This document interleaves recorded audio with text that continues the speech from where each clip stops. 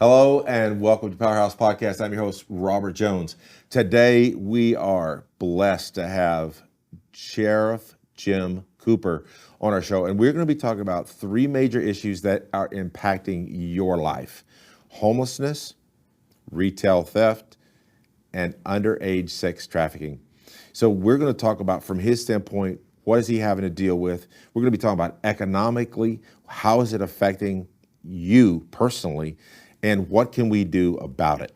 Stay tuned to learn more, and you're going to enjoy this, I promise. Welcome to the Powerhouse Podcast, presented to you by Sac Life TV. Here's your host, Pastor Robert Jones. Hello and welcome to Powerhouse Podcast. I'm your host, Robert Jones, and with me, our lovely co-host, Joanne Johnson. Hello, Joanne. Hi, everybody. Today, we are honored to have Sheriff Jim Cooper with us. Sheriff Jim Cooper has grown up here in Sacramento. He is a graduate of the West Point Leadership Academy and FBI National Academy. He earned his master's degree in organizational leadership from St. Mary's. Not only that, but he is a recipient of a Bronze Star for bravery for actions during the 91 Good Guys event. I remember that. I'm that old, Sheriff Cooper. I don't know if that's good or not. Me too. But you are now serving as, you've been a legislator here in the state of California. You're now the acting sheriff. I just want to say from me, Robert, I want to say thank you for your service. I really do respect men that have taken up and women that have taken up your call to serve. And so thank you for what you're doing, and welcome to the podcast. Well, thank you. And the men and women, Robert, really make the department run. I'm the figurehead, but they do it day in and day out, and they face the dangers on the streets. So my hat's off to them. Absolutely. It's a pleasure. We've asked you to come on the show because I do follow you on X. Go follow Sheriff Cooper.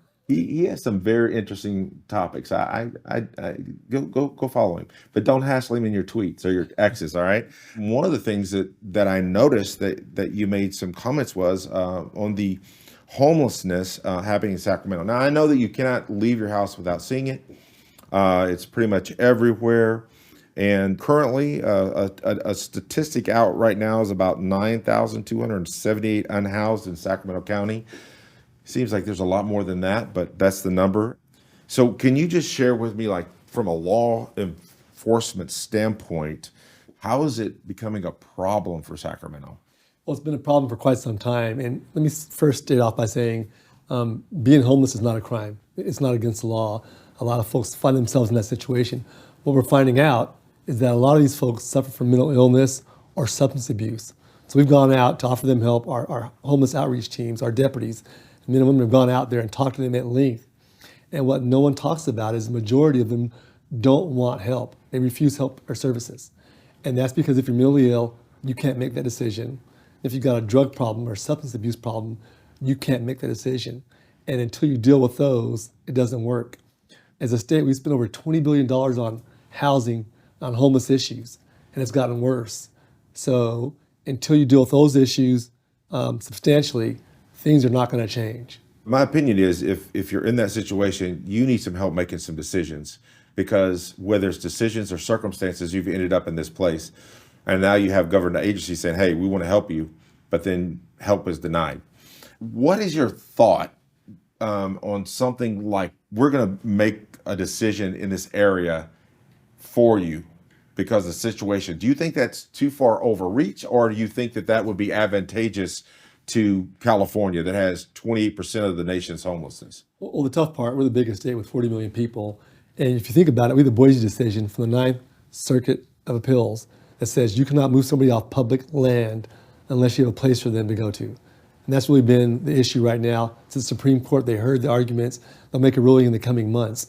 So in the meantime, what we saw is a lot of folks didn't deal with it in law enforcement and public entities.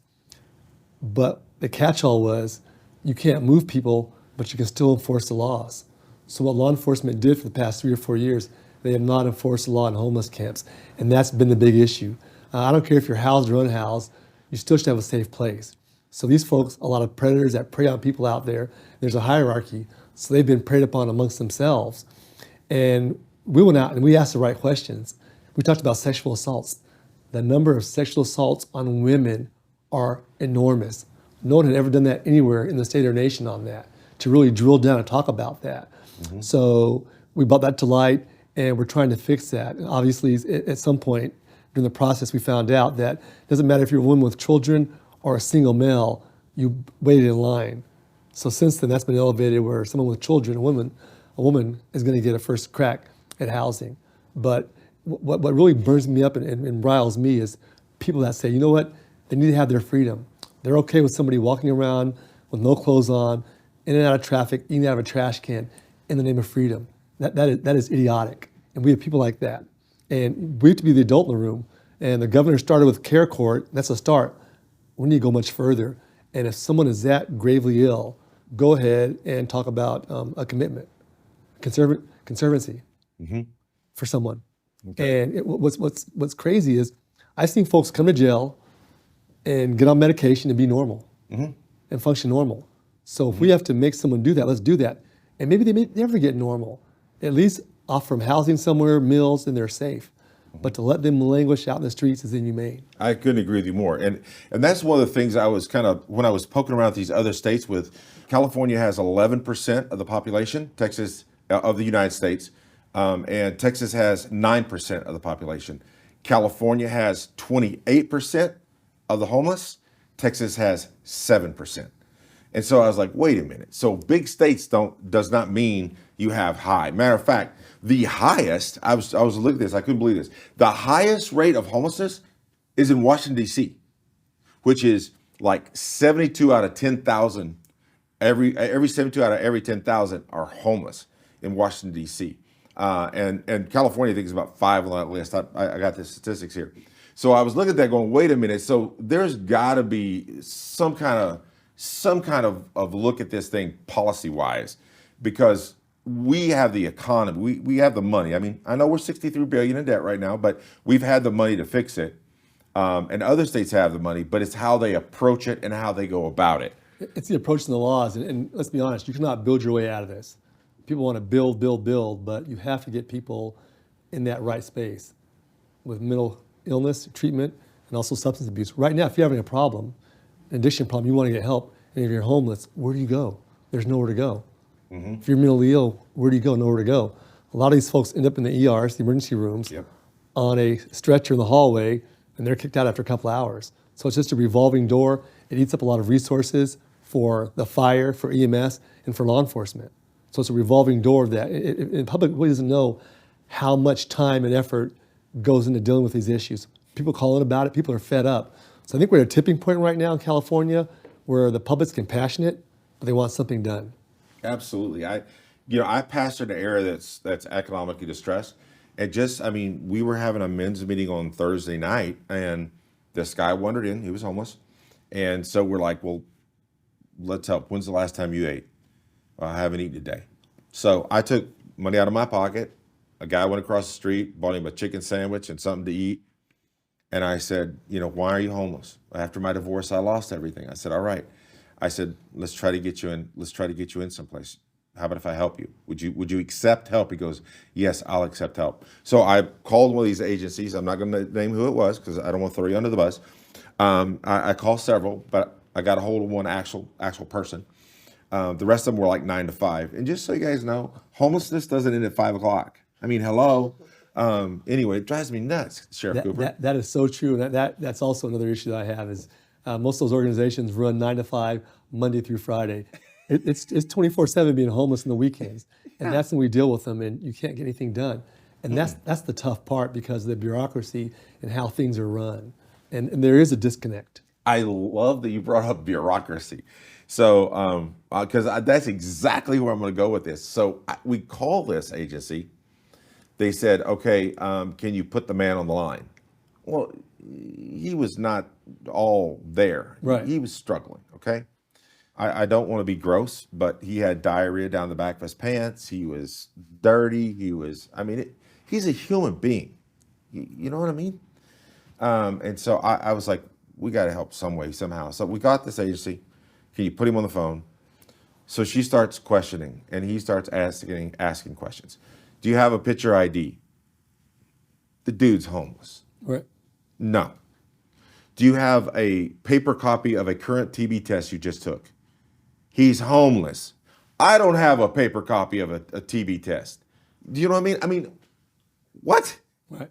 It's I don't have that. And so she started asking him all these questions. The answer was no, no, no, no, no, no, no.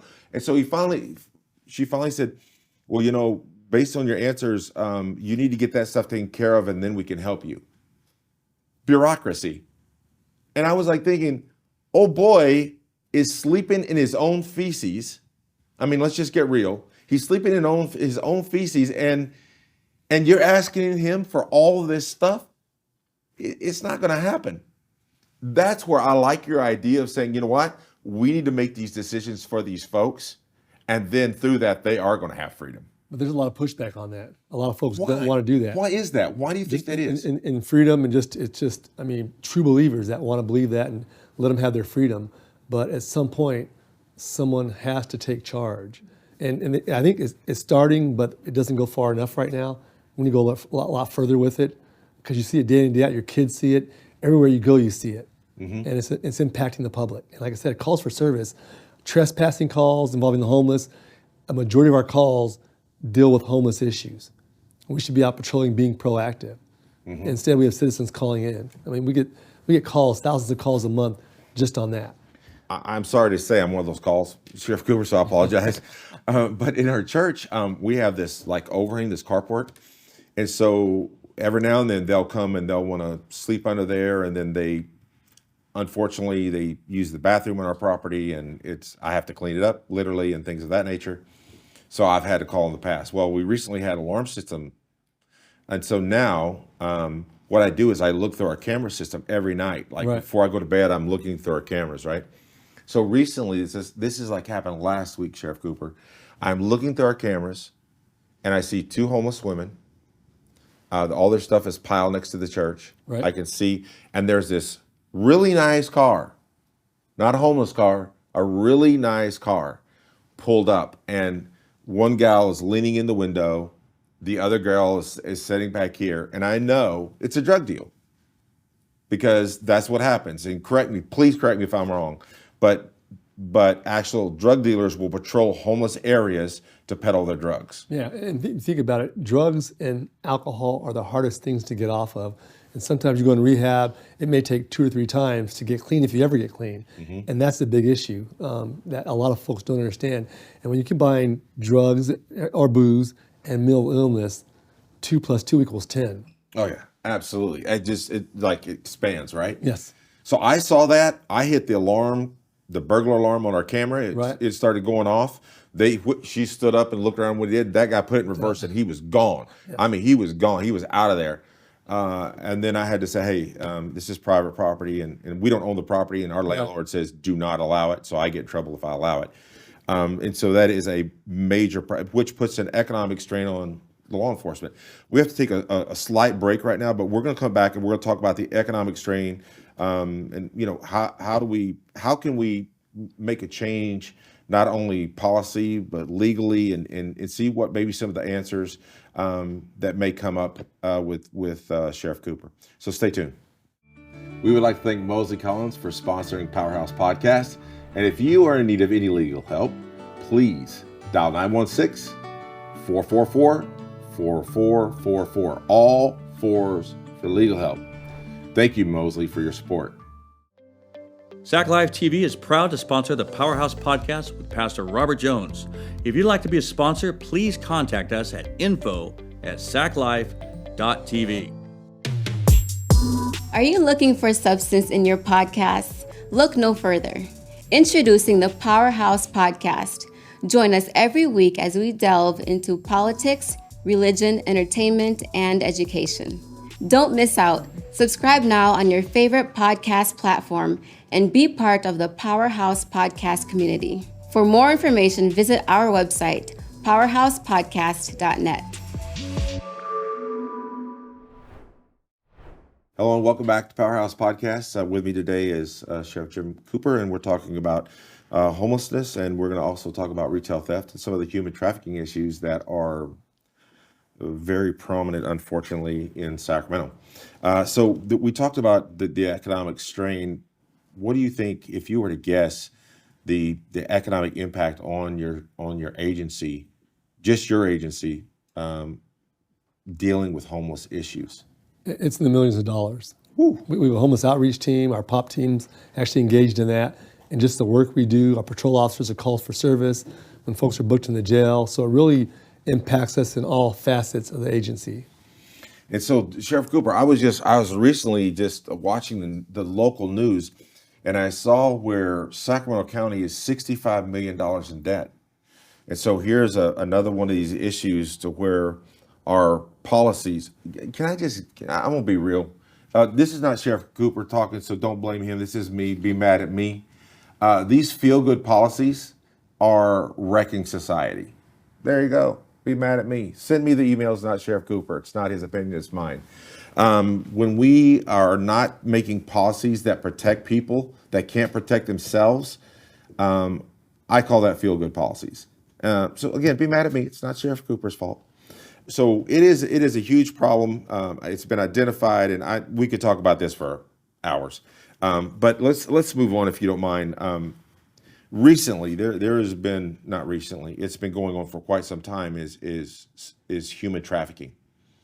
Human trafficking. I think I want to say it was about 5 to 7 years ago, I saw a report on national news that Sacramento, actually, to be honest, in my neighborhood, from Auburn Boulevard, Fulton and Auburn, all the way to Watt in Auburn, was the #1 area in the nation for underage sex trafficking. I was blown away. I had no idea it was that bad. But it's been very prevalent. Matter of fact, you guys just had an undercover sting where 24 people were taken down. Is that right? Correct, Johns. Yeah. So Johns were taken down. Among them, a Sunday school teacher. A firefighter? Firefighter. Yeah, that's great news, isn't it? Yay. Help us, Jesus. So let's talk about that. Let's talk about let's talk about the sex trafficking, what you're experiencing, the numbers, whatever you'd like to talk about. This is your floor. So let's go back to 2016. The state legislature decriminalizes childhood prostitution. So wait, let's say that again. I don't think everybody heard you, Sheriff Cooper. In 2016, the state legislature decriminalized childhood prostitution. So if you're under the age of 18, being a prostitute is not a crime. Then they decriminalize loitering for the purposes of prostitution. Say a known area for prostitution, you've got a bunch of condoms in your purse, they decriminalize that. And they also changed the law, whereas if you contact a juvenile, a minor, you cannot question them unless their attorney is present. So since then, obviously, if I'm a pimp or trafficker, they want you to call them traffickers, but they're really pimps. Yeah, let's call them pimps. Go ahead. Pimps, yeah. They're pimps. But I'm gonna recruit minors because it's not a crime.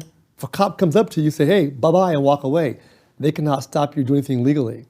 So since then, we've seen an explosion in human trafficking with that for people of all ages, but specifically young children. Here in Sacramento, down by Florham Mall and Watt and 80, we've gotten 12-year-old girls, 14-year-old girls, and 16-year-old girls. Who on God green earth is okay with a child being a prostitute? That is crazy and insane. And we fight it tooth and nail every day. And the irony of being involved in this, they're victims, 100% they're victims. Yeah. A lot of these pimps, through force, through fear, through drugs, beatings, to make the victims comply. And sometimes the girls get away and they end up going back to them because they have that control, that tight control over the girls. And that's the difficulty we face with. And it's been a problem. We got someone last night. This individual's been out for 3 months on parole, pimping 2 more girls. We take him to jail and book him in. It's 0 bail. He has no bail. They're going to release him because it's a nonviolent felony. Called the judge up and got a $250,000 bail. That's what we deal with. It's mind-boggling. And last year, a bill was signed by the governor up until last year. Human trafficking of a child was not a violent felony. It was a felony, but not a violent felony. And the difference in that is, if it's a violent felony, you're not eligible for early release from jail or prison. That's a big difference. So to me, if you're pimping a kid, you should spend a little more time in jail and hopefully get rehabilitated, which they don't. Absolutely. So basically, here you are running a law enforcement agency, and you've got people making laws that don't allow you to enforce laws to protect kids. So let me ask you.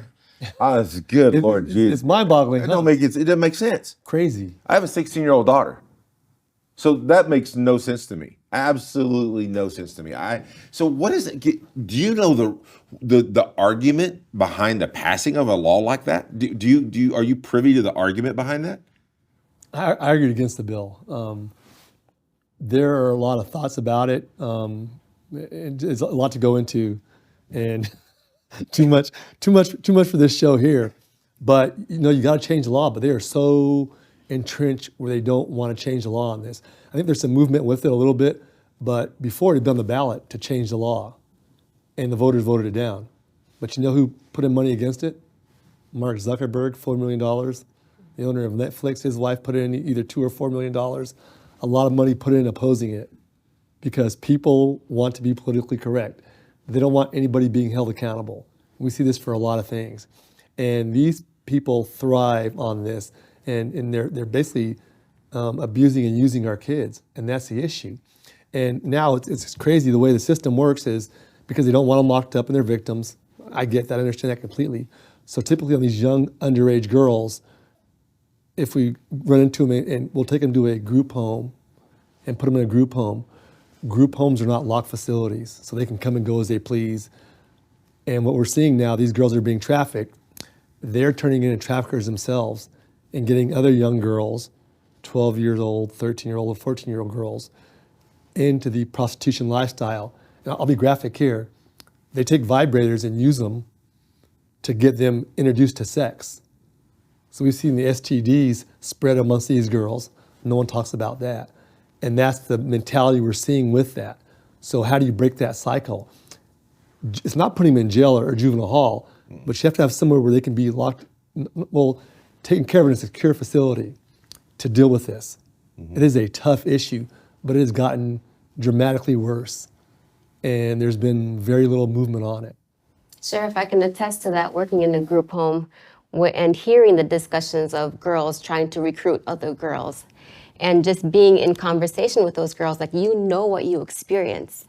And you yourself probably deep down want to get out of it. Why are you going to try to recruit other girls to go into the same thing? And that's the crazy part, because you're fighting people, and there are some people here in Sacramento and some agencies here in Sacramento that are, they're victims, so it's hands off. Everybody's after the golden goose. The golden goose is the trafficker, the pimp. So FBI has a task force for human trafficking. Homeland Security does, we do, SACPD does, the DA's office is standing it up. So you get pimps every now and then, but to get the pimps, it's through the girls, right, through those phones and those statements. Mm-hmm. But some folks never touch the girls at all. And if you see a girl get in a car and you know she's a minor and it's against the law to do anything, what are you gonna do about that? We act on that, we don't do that. We've had girls approach our undercover officers that were out there to sell themselves. Well, that's not a crime, So that's the frustration that we experience day in and day out on this. And then if you want to enhance it with the buyers and stuff, the buyers somewhat, but it's really doing a disservice to our children. It's destroying these children's childhoods. I'm sorry, Sheriff, that drives me nuts. But where was the public outrage? Where was the public outrage on this? And it's, like I said, who would ever even think about that? There is no rationale whatsoever to do that. So how do these things get passed? This cannot, so are you telling me this is voted on and the American public votes on this In the stuff? legislature, it passed the Senate and Assembly, yeah. So they're doing it behind closed doors? It was open hearing. Open hearing. And that's the thing is, most people, to be honest, you're working, you're paying bills, you're coming home eating dinner, taking care of your kids. You're not involved. You want to trust your politicians. Well, sure. That's of course. Yeah. That's what we do, right? We try to trust those to govern properly, to protect us and our families and so on, or businesses and so on and so forth, right? Right. And these pimps, what we see in these cases, they're beating these girls. It's just crazy. We returned one girl here in the Sacramento area to her parents, and her parents didn't want to go to sleep for fear of her sneaking out. In the end, she did. So it's just, it doesn't matter where you are. We've seen girls that came from tough lives to girls that came from great lives, because these folks prey upon them, and it happens. And don't ever think that it can't be your son or daughter with that. No, absolutely. It's not a wealth issue or a neighborhood issue. It's a human condition. It really is a human condition, and it drives me insane. It just drives me insane. But at the same time, no one wants to do any new laws that really criminalize it or hit home on it. Make those folks afraid to do it. Number one, the Johns, make it hard on them. And I'll tell you what, we can't even post the Johns pictures on the website because it's not a violent crime or a sex crime. Before we do that, we would post John's pictures and shame them. The picture and name and all that stuff. Right. We can't do that. We put their name out now, but we can't show their picture. Can we as voters come up with a proposition that circumvents that law or suppresses these laws that are being passed that makes our kids free game to prostitution? Well, you can do initiative, but initiative is very expensive. You can get someone to carry it in the legislature, but will it make it through the legislature? More than likely not. And that's been the big issue. It's ironic, I know we'll talk about retail theft later on. Prop 47 was from 2014. Here we are 10 years later. They've tried to put a lot of bills through to address retail theft. This year they had 20 bills addressing retail theft. Why this year? Because it's gotten so bad. That's why. The public's pissed off, they're tired of it, they're tired of plexiglass. So for a long time, crime stuff always drifted down there 8, 9, or 10 in order of importance. And because of the homelessness issue, because of retail theft, human trafficking, gun violence, crime is pinging up there very high right now. There's an election coming up in November. They're worried about the down ticket races. So in some aspects, this is a referendum on crime because we've done so much to turn back the clock in California. So Are you pissed off, Pastor? yes, Okay. yes, I am. I want to get on a soap. I think okay, if you come to my church in the next month and a half, I'm going to be preaching on this. So, but it does aggravate me though in a way. I do follow politics, and I do read, like, for instance, you talked about the safe neighborhoods, safe communities, or something like that initiative, right? I actually, you got the people out front of. Did you say shit in this shit, right? No. I thought you said the S word. No. I said Okay. initiative. Initiative. I don't curse. I was wondering. I mean, in my head sometimes I may, but It sounds like I never. No, I don't do that. Hey, rewind the tape. No. Okay. I never did. I like you. You play golf? You gotta go play golf. I'm not good, but I play though. All right, we can play. I'll have fun hanging out with you, bro. So this initiative, it was, you go out in front of grocery stores and they have these initiatives for you to sign. And there was one, I don't know if it was that one. There was another one that had a name. And like, do you want to sign this? And I said, let me see it. And then I started reading it and I go, nope. And I wouldn't sign it. The name sounded so this is a good initiative. But when you started reading about it, it was garbage. Prop 47 was called the Safe Streets and Schools Initiative. It had nothing to do with that. And I'll tell you more importantly, what Prop 47 did, it took 5 crimes from felonies to misdemeanors. Drugs and theft crimes. That's what it was, and that's how it impacted the retail theft. But also, up until then, if you're arrested for a felony in California, we swab your cheek for DNA when you're booked in jail. So on these cold case hits, where a murder series, a rape series, sexual assault series, we were getting hits all the time. And there were studies done in 10 states in the UK on this, scientific data that backed it, that when someone got caught on an old cold case, it's because they were arrested for drugs or theft. So since 2014, we're not getting those DNA samples anymore. And our hits have dropped by about 6,000 or 7,000 cold case hits. We had one when I was in the legislature. I remember this case because I did a bill on this. These girls were 12 and 13 up in Yuba City, the Daraberries. They were raped, sodomized, and shot in the back of the head. We got that hit 43 years later and arrested 2 people. 43 years later. Since 2014, None of those cases happen anymore. And that's an issue with that. But it's just it's We're gonna frustrating. take a break. Well, let's get to that. Let's get to that next session. You want to do that next? I told you. Come on, bro. Love it. All right, look, we're going to take a really quick break, and then we're going to get into some of this Prop 47 retail thing and all the problems that's happening. So we'll take a quick break, and I know you're coming back because this is hot stuff. All right, see you in a minute. We would like to thank Mosley Collins for sponsoring Powerhouse Podcast. And if you are in need of any legal help, please dial 916-444-4444. All fours for legal help. Thank you, Mosley, for your support. Sac Live TV is proud to sponsor the Powerhouse Podcast with Pastor Robert Jones. If you'd like to be a sponsor, please contact us at info@saclife.tv. Are you looking for substance in your podcasts? Look no further. Introducing the Powerhouse Podcast. Join us every week as we delve into politics, religion, entertainment, and education. Don't miss out. Subscribe now on your favorite podcast platform and be part of the Powerhouse Podcast community. For more information, visit our website, powerhousepodcast.net. Hello and welcome back to Powerhouse Podcast. And I have with me today Honorable, I call him Honorable because he's an honorable man, Sheriff Jim Cooper. If you are not ticked off by the first two segments, we're going to get you angry now. All right, so that is our purpose, is to inform you. And if it doesn't make you mad, then you are dead. All right, so we're going to talk about retail theft. Retail theft is a major thing. I pulled up some numbers here. Retailers in California lost $8.72 billion. That was just in 2022.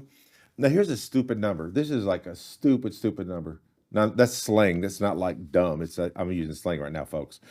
$285.70 per person for the state of California. And we have almost 40 million people. California has lost $568 million in tax revenue because of retail theft. We can't afford that because we're $63 billion in debt in the state of California. So, with all this being said, let's talk a little bit about retail theft in California, what you deal with. Deja vu, Prop 47. Going back to 2014, that theft amount was $250, took it to $950. And the way they crafted the language, you can't aggregate theft, you can't combine theft. And that was the big issue. So we've seen an explosion with that. And what's crazy is the new norm. I go in the store, plexiglass. I want deodorant, I want soap. I gotta push a button and wait for someone to come. We've all seen the smash and grabs on TV and video, and it's crazy. The governor went and put a lot of money forward for law enforcement. Here in Sacramento County, we got $9.5 million to deal with retail theft. So the smash and grabs we see are the high profile, but the reality is that constant drip day in and day out, folks coming in and buying stuff. The Target on Madison Avenue, did an operation there for a week. 300 individuals we arrested during that operation amongst several stores there, but primarily Target. The crazy part is most of them, 290 something, got citations, 260 got citations because it wasn't over 950. Were they stealing for food because they were homeless? No. Out of all those folks, only 12 were homeless out of 300. They were stealing because the law, it works that way, you don't get in trouble. There's no accountability. Folks just walk out, and because of the law, a lot of the retailers have been complicit in this. So make no mistake about it. And I think where we are right now, there's an initiative that's about to qualify. It got there because of the groundswell support of people being pissed off, to be honest. And that's been the big issue. But think about this. It's been going on all those years, all these big box retailers. Hey, we're losing money, we're losing billions of dollars, we're closing stores. Well, if that's true, put money forward for an initiative and change the law. I've seen the polls, it polls in the 90 percentile, nothing polls that high. The public's gonna vote for it. But the retailers are so risk adverse, they wanna be politically correct. They don't wanna piss anybody off. That's been the big issue. So I'm hearing a common thread of political correctness, and all it's doing is it's absolutely hammering, hammering our governments and our people. And so, do you have, now how about the retailers? Do they support you guys? Do they assist you when you're trying to do things like that? I mean, I read something, I read one of your exes, and you guys were doing this thing in the middle of the winter, and they wanted you going out behind the store in the rain, in the cold, and process, because they didn't want people in the store. Yes. So go ahead and it's your. And we said no. We're going to come in and we're going to make the arrest, and we did. Good. But because that public attention was so negative on them, they changed their tune and started cooperating. And the bottom line is, it's so ironic. California can do nothing to the major corporations. To Target, their corporate board meets somewhere else in Minnesota. We have no control over them. So to me, do what you want. You're a big national corporation, and your losses impact you. And it really took off here in California with Prop 47, and it got out of control. That's the only reason we're here now. It is so out of control. And I said earlier, all these years, I tried to run bills when I was in the legislature to address the theft issue. Could not do that. So think all those years, no bills came forward. 20 bills in 1 year, this year, because of the issue. Because it's gotten so bad and the public's so angry and so upset with it. And we see it day in and day out. That's why it is. That's why you have CHP officers being sent by the governor of San Francisco to deal with retail theft and fentanyl and other things. That's why it is, we're at a tipping point, and I don't know how far it tips, but like I said, folks are fed up, and they have to go to the ballot and vote. Go on, you hear that? Go to the ballot. So I just want to say right now, Robert Jones, pastor of Powerhouse Christian Ministries, I endorse Sheriff Cooper for governor of California, and I will be his lieutenant governor, and we will change California for the better. I promise you. I stay in my lane. I stay in my lane. I'm not lieutenant governor. I'm joking. You know what I did do though? I had to go look a little bit, and I looked, and out of the top 10 most theft-ridden states. Now look, when I say theft-ridden, retail theft-ridden, I'm not talking about like total dollar amount, because California blows everybody out of the water because we have almost 40 million people, right? So I'm talking about theft per capita. So in other words, how much is being stolen, like per person in that state? Number 1 is Washington. 2 is District of Columbia. 3 is Maine. 4 is Hawaii. 5 is Pennsylvania. 6 is New Hampshire. 7 is Minnesota. 8 North Dakota. 9 Missouri, and 10 is California. In that order. So 8 of 10 are Democrat-controlled policies. So I think we need to look. Now let's look at who's not being stolen blind. Those are Alabama, Georgia, Mississippi, Idaho, and Wyoming. All of those are Republican controlled. They have the lowest theft rate. Alabama, for instance, Alabama's laws are the following. If you steal above $500 and up to $2,500, you do up to 20 years in prison if it's multiple times. Right. Well, there's a lot more involved in here, because one thing I want to point out is that the state was under a decree by the federal government to lower the inmate population in state prison. So a lot of this is as a result of that. So there were some other issues that really dealt with that. Okay, let's talk about that. So you're saying the Prop 47 was, they thought that if they could lower this initiative, they would lower prison population? Who set that federal? Who did that? It was a lawsuit. It was a lawsuit by some inmate. Okay, so it was a law. In the federal government over conditions, and they were trying to lower that. So that's with the whole AB 109. There's a whole backstory with that, but it really changed the face of it.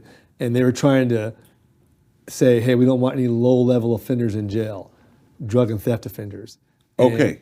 And there was some truth to that. There were some good laws that were passed. There are also a lot of bad laws that came into effect. And really what happened, I think what was interesting, a lot of folks didn't oppose these bills. They didn't want to be seen as naysayers or, hey, I'm against that. So you saw law enforcement unions not really engaged, the public, businesses not engaged when they should have been engaged. They were worried about being politically correct once again. And I think that's what hurt us in the long run with this.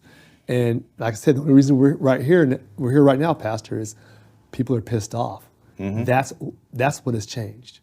But look what it took to get them pissed off. Yeah, losing billions and billions of dollars. That's the thing that and prices are sky high for everything you pay for. Yeah, I have a mother. She's 85. She's going to be 86. She's on a fixed income. She used to walk 2 blocks. I won't say what store it is, to the store. Walgreens. Yeah, it was a, what was it? CVS? Rite Aid, CVS, something like that. Yeah. Yeah. And that's where she would get some bread or some milk, and it was easy for her to go to get to, and they had to close it because of retail theft. And then A lot of them had policies. They all have policies. Hey, a non-confrontation policy. If Yeah. someone's stealing, hey, just let them go. Employees don't do that. They don't even deal with them. Or people self-checkouts, going through scanning one item and not scanning the rest of it. People walking out with big screen TVs. One guy had his kid push the shopping cart out with the big screen TV in it. My goodness. Well, even Joanne. Joanne her brother has a friend that got fired because he tried to stop a shoplifter. So they fired him. The store fired him for trying to save the company money, and he lost his job over It it. happens a lot at the grocery stores. I mean, people come in to get high-end liquor and food stuff. So it's just a lot of folks do it now is because they know they won't get in trouble. And that's the big thing is accountability. Hey, nothing's going to happen, so I'm going to do it. Even kids stealing stuff, just random stuff. So this initiative, is there a number to it or a name to it Not that we yet. can look out for? There's a name. I don't recall it, but Okay. so I ran this initiative back in 2020 that the voters voted on. So what happened, I was in the legislature. I came in 2014 right after Prop 47 was passed. And I tried to run a lot of bills through the Public Safety Committee to deal with issues on Prop 47, the theft issue, the DNA issue, and couldn't get my bills heard. So I'm like, screw this. I'm gonna raise money and run an initiative. So I start raising money. Back then I raised $2 million for signature gathering, got my signatures gathered, and it qualified for the ballot. And then I raised some more money. Law enforcement came in, unions gave money, and some businesses gave money. But obviously we're in the midst of the retail theft issue. Not one big box retailer gave any money. Home Depot, Lowe's, Best Buy, Target, none of those folks gave money. And some of those big corporations, they can finance it themselves. They didn't give a dime. And that's when the measure got defeated. If that same measure I ran in 2020 was on the ballot today, it wins overwhelmingly. But that was the issue. They didn't step up. And even though it's qualified now, some of those big companies have put money in, but not near the amount they should have put in if their losses are truly in the billions. To invest 5 or 10 million is fairy dust for those companies. Yeah, sure. So there's a lot going on here. And Why do you think they did invest? Do you think they did invest because they could absorb the loss at that time? Because it's much worse now, right? Well, you saw the writing on the wall, so you are actually called being proactive.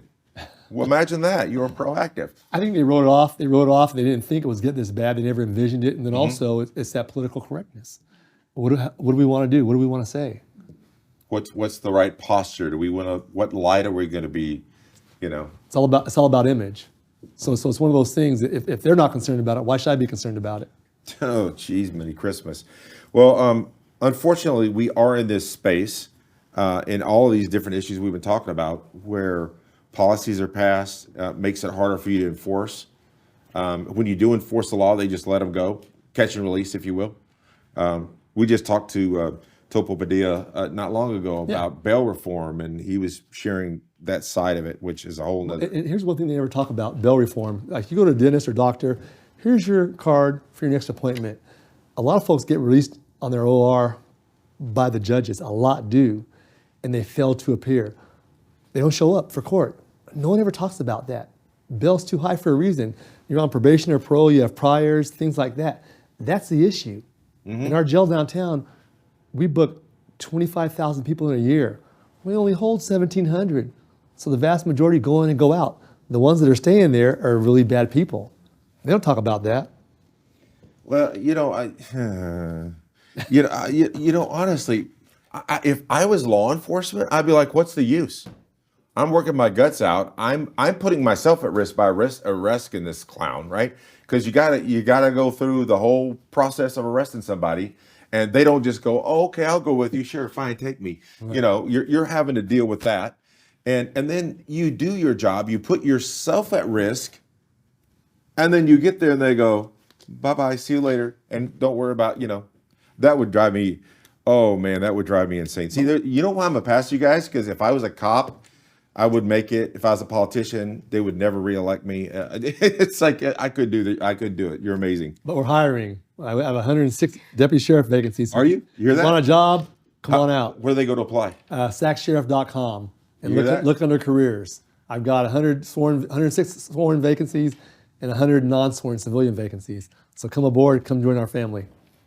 And it is a family. And you know, Sheriff Cooper, I really appreciate your time. I know you're a very busy man, running the county and all with the sheriffs and what you've done, legislative, what you've accomplished. Just on your own personal record, it's deeply appreciated. As a taxpayer, and as a citizen, I thank you from the bottom of my heart. And I pray that you continue having that drive and that fight to continue to fight for those of us that are too ignorant to understand at a deep level the way you are. So I really do appreciate your time and your enlightenment in these subjects. I appreciate you, and say a prayer for my men and women, please. That'd be great. I definitely will. Definitely will. We do pray for the men and women that take care of us and protect us, and keep them in your prayers. And until the next time, which I hope that you'll come back and we can have deeper discussions. Thank you, Sheriff Cooper. Thank you, Ms. Joanne, for being a part of what we do. And we hope to see you guys at our next podcast. Thank you, and God bless. Have a good day. Thanks for joining us on this episode of the Powerhouse Podcast. If today's conversation resonated with you, remember to subscribe, rate, and review us on your preferred podcast platform. Your feedback helps us in our mission to engage in deep conversations that impact mindsets and create a practice of introspection. Do you have an idea or a topic for a show? Message us at php@saclife.tv. Remember, your voice matters, and together we have the power to influence positive change in our world.